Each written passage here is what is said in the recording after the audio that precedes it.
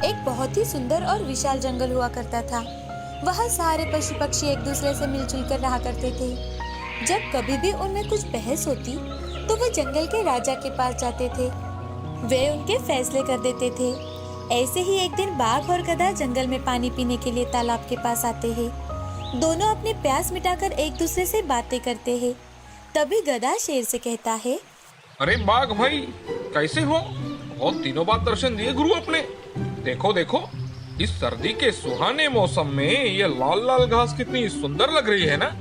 बाघ गधे की ये मूर्खतापूर्ण बात सुनकर थोड़ा गुस्सा हो जाता है और गधे से कहता है, अरे गधे, क्या तुम्हारी आंखें खराब हो गई है? घास लाल नहीं होती, हरी घास है, हरी। लो कर लो बात। माना कि आप जंगल के बहुत बड़े ताकतवर शिकारी हो, लेकिन क्या आप कुछ भी कहोगे तो हम मान ही ले? नहीं गुरु, ऐसा तो नहीं हो सकता ना। ऐसे ही दोनों में अब घास को लेकर एक लंबी बहस छिड़ जाती है। बहुत देर होने के बाद दोनों जंगल के राजा सिंह के पास जाने का फैसला करते हैं। अब दोनों थोड़ी ही देर में राजा के पास पहुंच जाते हैं। राजा जंगल के बीचों बीच एक बड़े से चट्टान पर बैठे हुए थे। राजा सिंह को देखकर गधा ही सबसे पहले अपनी बात रखता है। महाराज की जय हो। महाराज, अब आप ही इस गुरु घंटाल को बताइए कि घास लाल है या नहीं। माना कि बाघ भाई बहुत ही ताकतवर और बड़े शिकारी है, लेकिन उन्हें इतना भी नहीं पता कि घास लाल है।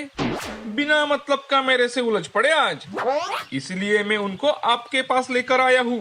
अब आप ही बताइए महाराज, घास लाल है या हरी? हाँ, घास लाल ही है। महाराज, इस बाघ ने तो आज मेरा दिमाग का दही कर दिया और ऊपर से मुझसे ही बहसबाजी करने लगा। महाराज, आप इस बाघ को कोई ना कोई सजा सुनाइए। जंगल के राजा सिंह बाघ को 1 साल की सजा सुनाते हैं और गधा भी इस बात से बहुत ज्यादा खुश हो जाता है और उछलते कूदते सबको बताते हुए वहाँ से चला जाता है कि बाघ को 1 साल की सजा हुई है। अरे वाह वाह वाह, आज तो मजा आ गया। बाघ को मैंने जेल करा दिया। जो लेगा मेरे से पंगा, उसे मिलेगा जेल का फंदा। गधा अपने मस्ती में उछलते कूदते जा रहा था। गधे के जाने के बाद बाघ सिंह से, महाराज, लेकिन घास तो हरी ही होती है ना। तुम्हें क्या लगा मैंने तुम्हें सजा घास के रंग से दी है? तुमने एक गधे से बहस की तो की, ऊपर से वो बहस मेरे तक लेकर आए। तुम एक चालाक, फुर्तीले और अक्लमंद जानवर होकर उस गधे से उलझ पड़े।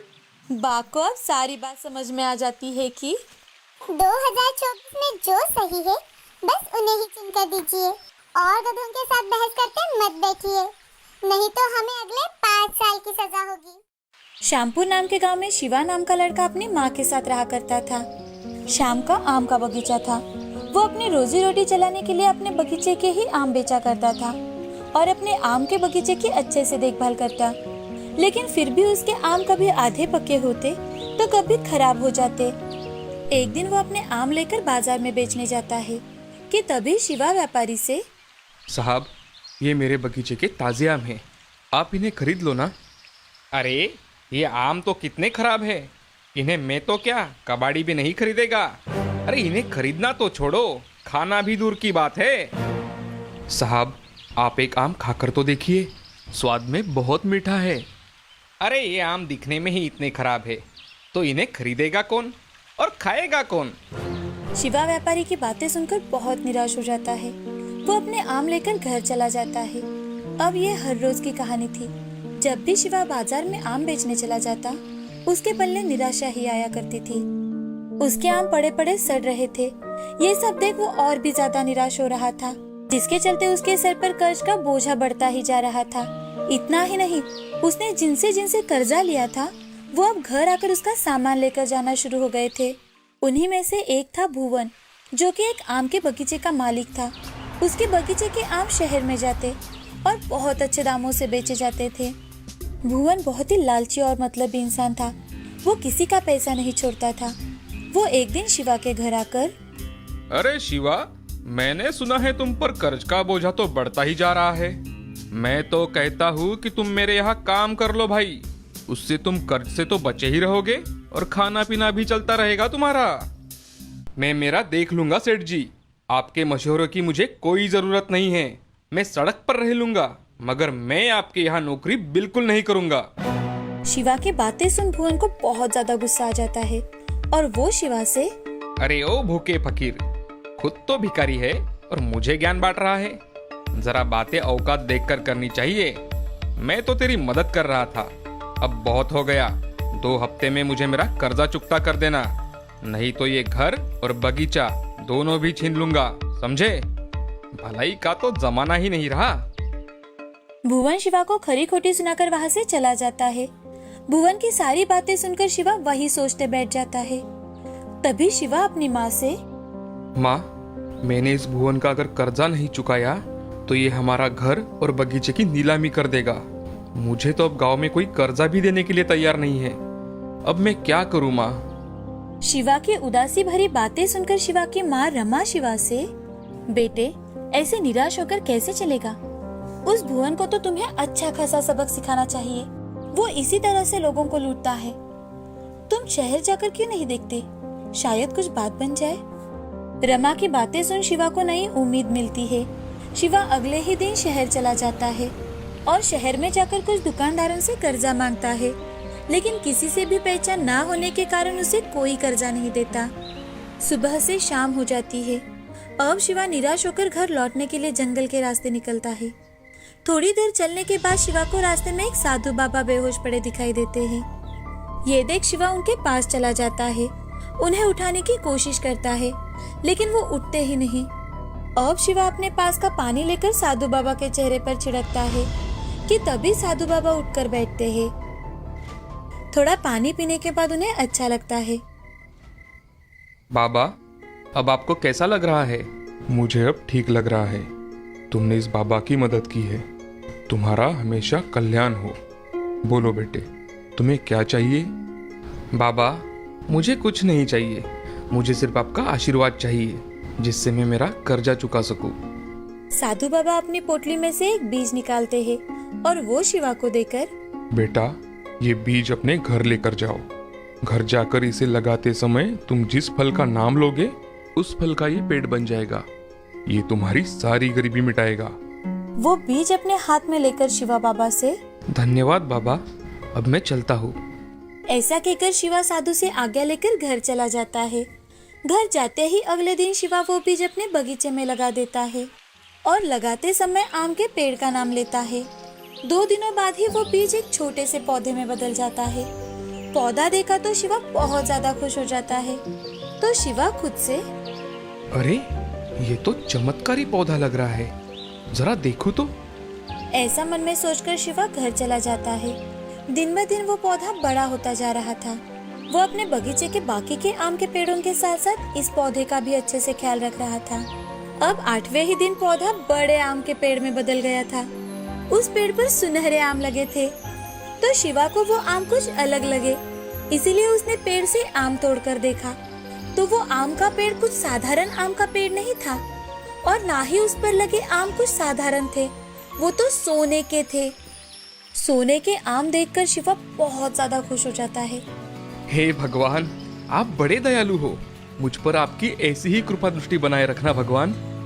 अब शिवा पेड़ से और 4 आम तोड़ता है और वो 5 आम जाकर बेच देता है।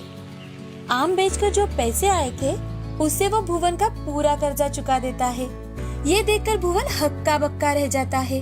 काम के चलते भुवन ने शिवा को अनदेखा किया, लेकिन दिन ब दिन शिवा की तरक्की हो ही रही थी। उसने अपना सारा कर्जा भी चुका दिया। कुछ ही दिनों में वो अपने माँ के साथ अच्छे मकान में रहने लगा। साथ ही उसने बड़ी बड़ी गाड़ियाँ और जमीन खरीदना भी शुरू कर दिया। ये देख भुवन साहूकार शिवा से जलने लगा। वो मन ही मन, इस शिवा के बच्चे को ऐसा कौन सा खजाना मिल गया है जो इसके पास इतने पैसे आ गए हैं? मुझे कल ही उसके बगीचे में जाकर देखना चाहिए। भुवन अगले ही दिन शिवा के बगीचे में चला जाता है।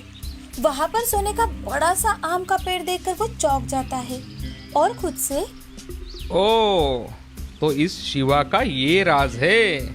मैं अभी ये पेड़ काटकर इसके सारे आम चुरा कर लेकर जाता हूँ। ऐसा मन में सोचकर भुवन पेड़ के पास चला जाता है और आम निकालने के लिए हाथ ऊपर करता ही है कि तभी वो एक बड़े से गड्ढे में गिर जाता है। भुवन गड्ढे में गिरते ही जोर से आवाज होती है तो आस पड़ोस के बगीचे वाले भी वहाँ आ जाते हैं। ये देख भुवन डर जाता है कि तभी शिवा वहाँ आकर, सेठ जी, मैं सोच ही रहा था कि अब तक आप मेरे आम के पेड़ को देखने के लिए कैसे नहीं आए। इसीलिए मैंने आपके आने से पहले ही यहाँ गड्ढा खोद के रखा था, जिससे मेरे आम कोई चुरा ना ले।